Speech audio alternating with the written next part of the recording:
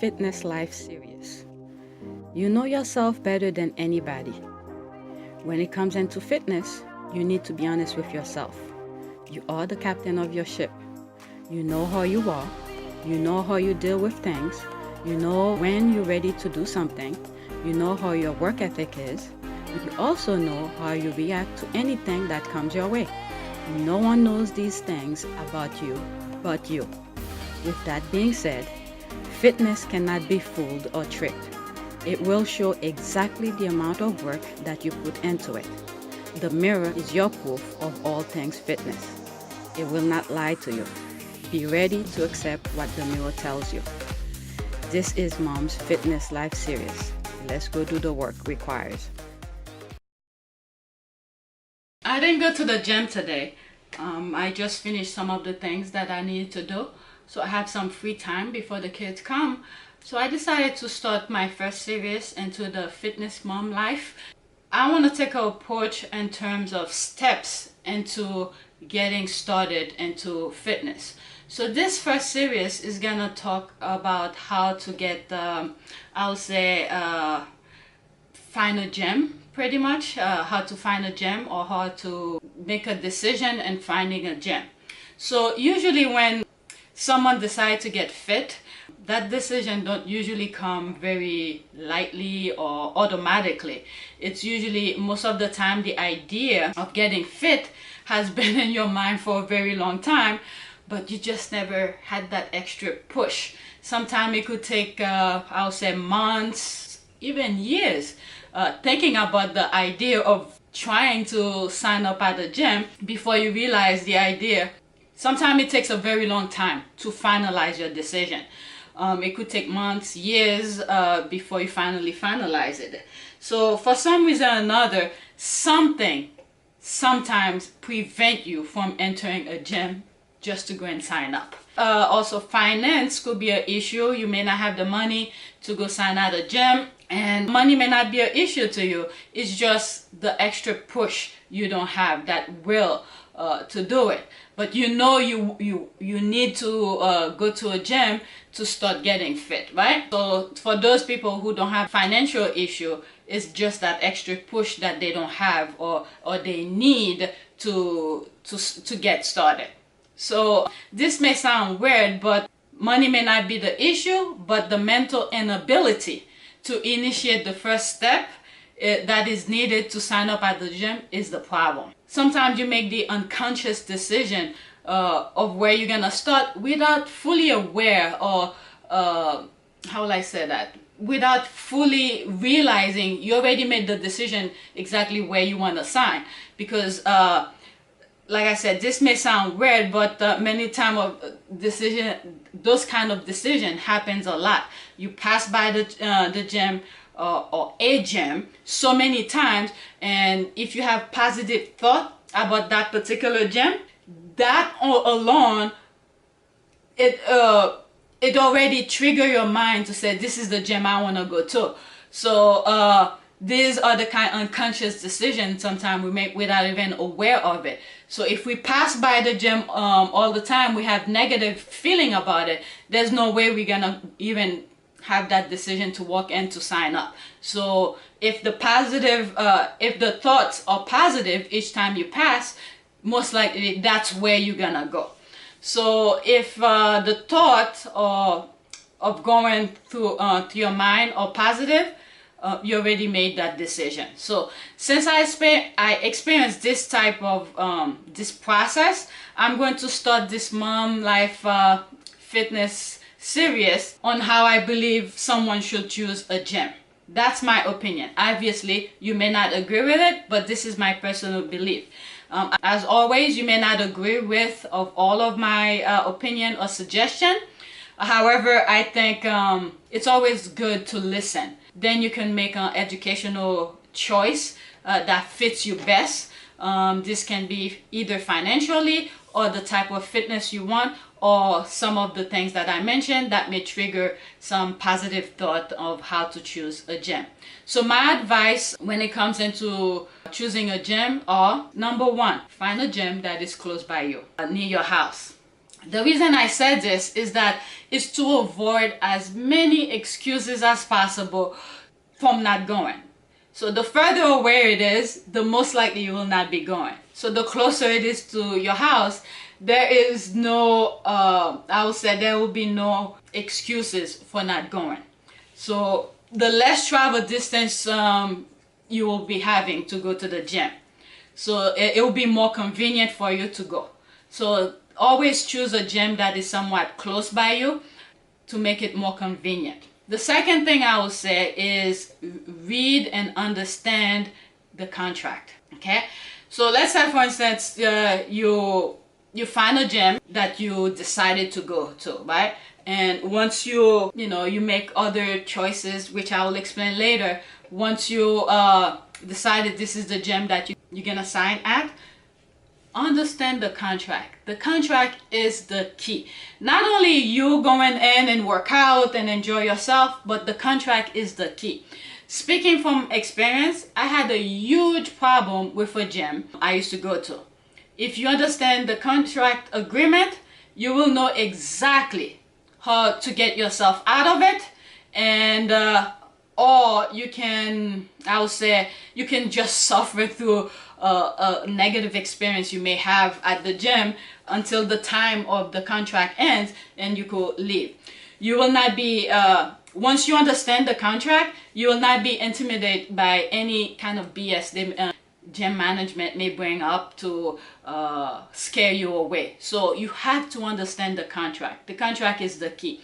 If you see my gym ordeal videos, you'll know what I went through with my old gym. So I'll put the link of this. I think I have maybe 4 or 5 videos about that. So I'll put the link of those my gym ordeal in the description. And it would be good to watch. I'm not getting paid for those videos, so I would suggest you watch it and perhaps you could learn some key things. Or I do talk a lot, so you may not they may be helpful to you. All right, that's all I could say. So number 3, so number 1 is choose a gym that is close by you. Number 2 is to read the contract and understand it. Number 3, choose a gym that you know you will feel comfortable working out. It is very important. This is where you will spend 45 to 2 hours, sometime an hour doing your thing. So you want to be at a place that you feel comfortable. That's where you put your money in. You want to make sure you enjoy the place. This may be hard to explain, but when you walk into a place, there are certain vibes, certain feelings and emotion that goes through you. They can be positive or negative, but you must listen to those inner feelings. They might help you avoid a lot of headache in the long run. Sometimes those little your guts feeling tells you things, you avoid it, but later on you realize, oh my God, I should have listened to to certain things, and which you avoid. So I would suggest, if the vibe, once you walk into a gym, you don't feel comfortable, I will not say dismiss the gym right away. Maybe perhaps I will say, okay, let me go back. Each gym has a different service or different form of fitness. There are CrossFit, there are power lifters, there's yoga, there's universal type of gyms that for bodybuilding or dance classes, whichever type of gyms that you are into, that's where you should sign up. Don't go sign up at something, let's say you're into dancing. People lose weight from dancing, but you prefer dancing as a form of your exercise. Don't go sign up at a CrossFit that, doing some crazy movement. Although the movements are good. I'm not saying CrossFit is no good. They do functional movement, but that doesn't mean they're no good. But the type of things that they're doing at CrossFit may discourage you from going. So the goal is to stay fit. So if CrossFit is not your thing, don't go sign up at CrossFit to go do when you're interested in dancing. If bodybuilding is your thing, there's some gym that has all of those things, where they have classes, they have yoga, They have dance classes. People could do powerlifting at a certain section in the gym. So these are this type of gym, like the gym that I go to, is more universal. You could do all of these. There's little section for all of those things. So I would suggest to pick those type of gym. But if you're more into CrossFit, is to sign up at a CrossFit, you know. So that's where you want to enjoy yourself, you want to spend your money. So go to somewhere that you know you fit right in. Even though it's hard, but you know you're gonna do your best to get fit, you have to sign at somewhere that you will feel comfortable. So yeah, so make sure you choose a gym that you know will make you feel comfortable, that you will most likely go. Okay, it's not just sign up but never show up.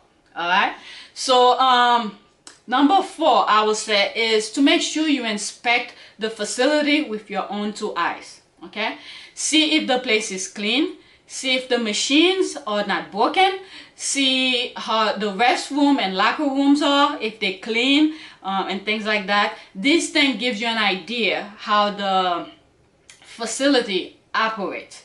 So if for instance the machine is broken at the time when you went to sort of check the place out, I will not give a negative inspection of that first visit.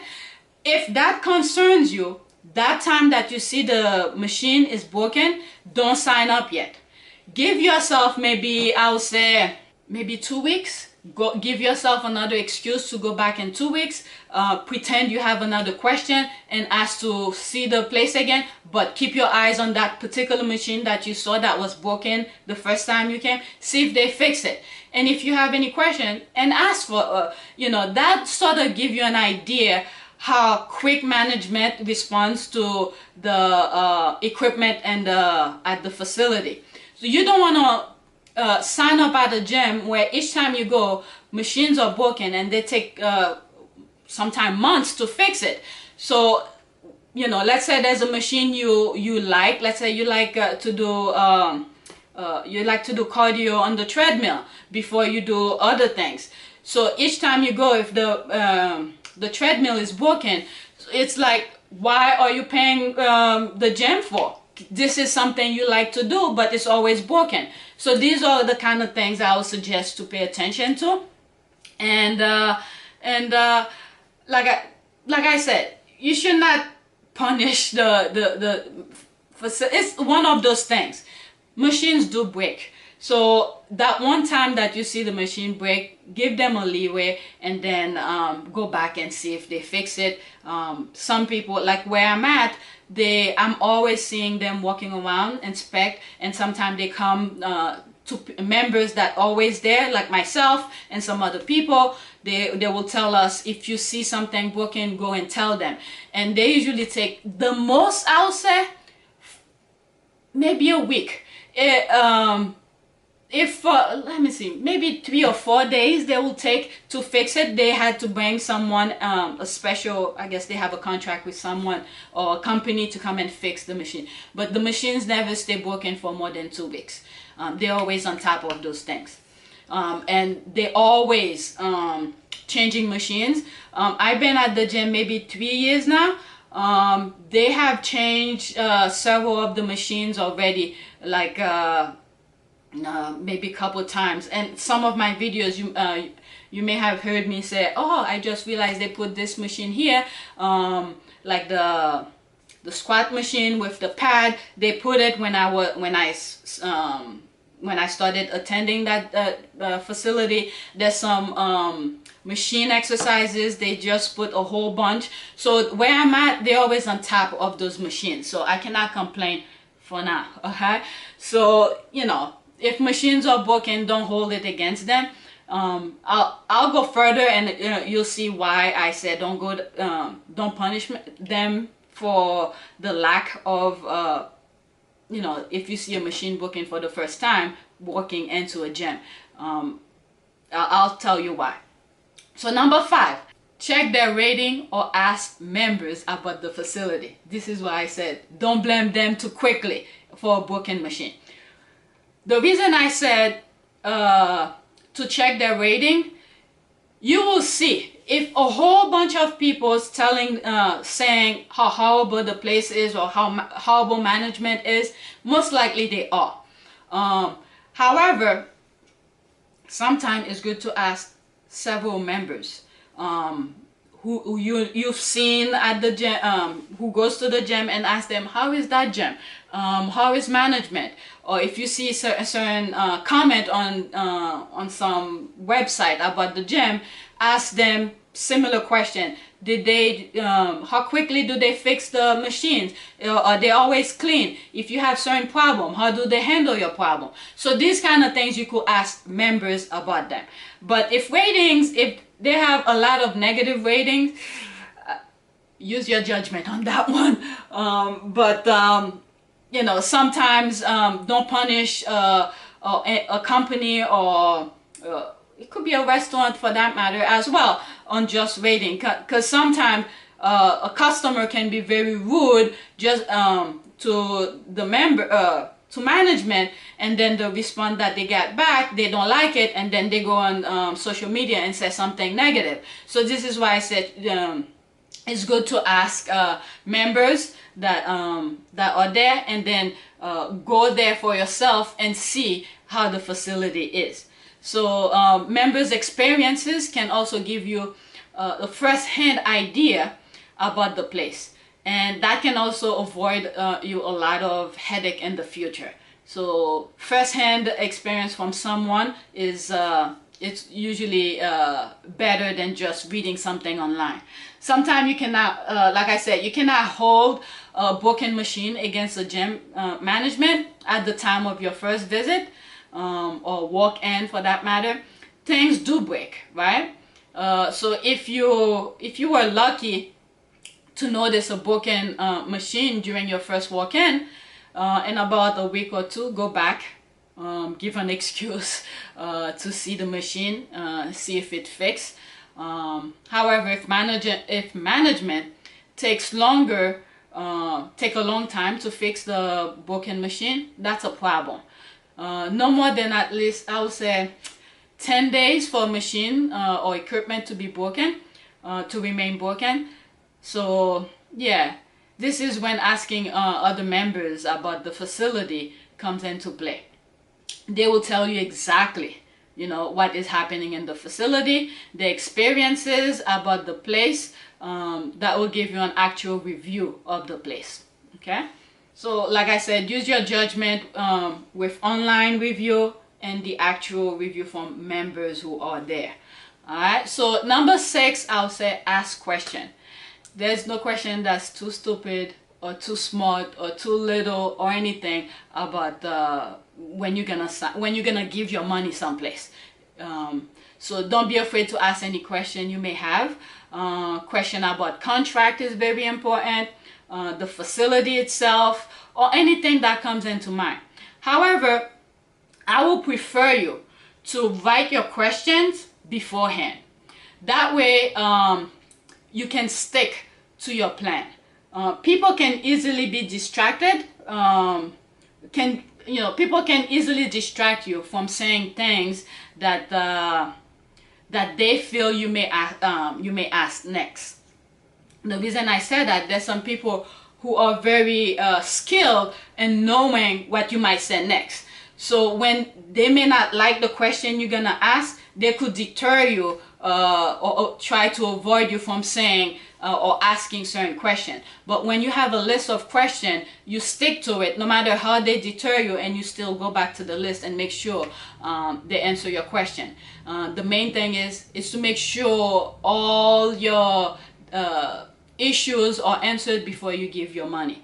Once they get your money, they may not care if you of anything you may have. So just make sure before you give your money, ask as many questions, do as many inspections, ask around and things like that. Just don't give your money until all your issues or questions are answered. Time of operation, that's number 7. Time of operation is important for the gym to be open as many hours as possible. This doesn't include holidays. Holidays is very tricky because everybody wants to be with their family. Christmas, Thanksgiving, what else? Christmas, Thanksgiving, there's another one. Something, it's not a holiday. Christmas, Thanksgiving, there was another one I was thinking of. Maybe New Year's. New Year's is a give and take. But there are certain holidays you cannot hold the gym or any establishment against it. Just make sure you do your workout before the holiday. Try to rearrange your schedule to make it fit, which is what I usually do when I know they're gonna be closing at a certain time. That's not the normal hours. So, however, this is I'm not talking about the holidays. Holidays is completely separate from this. During regular time of the year, like right now, right? It's January something, 20 something. There's no holiday, but the gym should remain open as many hours as possible. You may want to have the luxury of going any time as possible. Your work hours may change occasionally. You may call in sick just because you have the sick days, and that particular day you don't want to go to work. So you want to make sure the gym has within the 24 hours, there's a good amount of time they remain open. Obviously, they have to close at some point, but during the day, I'll say maybe from 5 till 11. My gym open from 5 to 11 during regular business days, but on weekend they shorten the gap, the hours, but there should be enough hours within the day for you to sort of squeeze in a 45-minute workout to an hour or 2 hours of workout. So you want to have the luxury of having that time to go to the gym. So time of operation is very important. Number 8, I would say, go with your gut feeling. Your gut feeling is something many of us always avoid, or we don't listen to them. So if when you first walk into the facility, your guts give you a negative vibe, most likely you will not have a positive experience at that particular facility. Sometimes you can go back another day or time to see if your experience or that gut feeling that you had is the same. So you could test those gut feeling a couple times, different times of the days, to see if the feeling change. If each time you go, let's say for instance it's 12:43 right now. If you went to the gym right now to check it out, your gut feeling gave you a negative vibe. Okay, tomorrow or another day, go around 3 o'clock. See if you have that same feeling or that same sort of experience. Or another day, you go maybe 3 hours prior to today's time. See if that same feeling happened. If each time you go, you have that same feeling, most likely it's not going to be a positive experience. But if it changes each time, it's something you have to sort of see which one is best for you, if it's a good fit for you, right? So your gut feeling usually tells you certain things, right? So another thing I wanted to mention is for moms, it's usually good to find a gym that provide daycare. So for some people, they may have the luxury of paying extra on top of their gym membership. Usually this daycare is separate from the gym membership. I don't know how it goes. Couple gyms that I've gone, they provide that, but I never use it. I use my time a different way. Either I go to the gym before my husband goes to work early in the morning, or when he comes back from work, I squeeze in a workout after 7 or something like that at night. But if you have the luxury to pay them for daycare to watch your kids while you're working out, check to see if pretty much ask how much it is, see if it's something you could afford. And another thing after that, which is number 9, if they do provide daycare, how clean is the place is. How often do they clean the toys there? These are a very important things to part of the question to ask, because you know, kids you know, with germs and they're touching all sort of stuff. So how often do they clean the toys, and how clean the playroom is, and all this stuff? These are things to look at, look into. So I'm going to stop here at this part. Obviously there are many more things to consider. If I find article about this topic that are reasonable, I will say I will put them in the description for you to check out. But these, how many did I have? I think 10 topics that you could look into. So if I find other people who have further ideas about how to sign up to a gym, I'll put those links here. So please leave a comment and let me know what you think about this series. And I know it's only the first episode. I'm taking the approach step by step, how I was able to focus into fitness. Some of my vlogs have shown some of my struggles and weaknesses, you know, how I remain active even though I'm still, you know, putting videos out there. This series will be more direct and more guided, in a sense of a more formal or scripted kind of series. I will put the second part of this because the other day I did a video, I think I was somewhere over here. It did not come out right the way I sort of wanted to say what I wanted to say, but it had some vital, really good information on them. So I will put it as second part of this because it sort of explained 3 different stages of my life, how I was able to go to the gym at certain points in my life. And I think they might give you some ideas, you know, as a student, when I started working, and as a mom. So I think you guys could sort of, you know, which one of them fits you, you could use them as a guide, I guess, and that probably will give you an idea. So that's about it, and I hope I make somewhat sense. And stay tuned for part 2. Not the one that I'm gonna talk about my experiences. Part 2 will be more about I would say once you sign up at the gym, how to move around, navigate the gym if you don't hire a personal trainer. So thanks for watching. Don't forget to subscribe, like, and share. Thanks.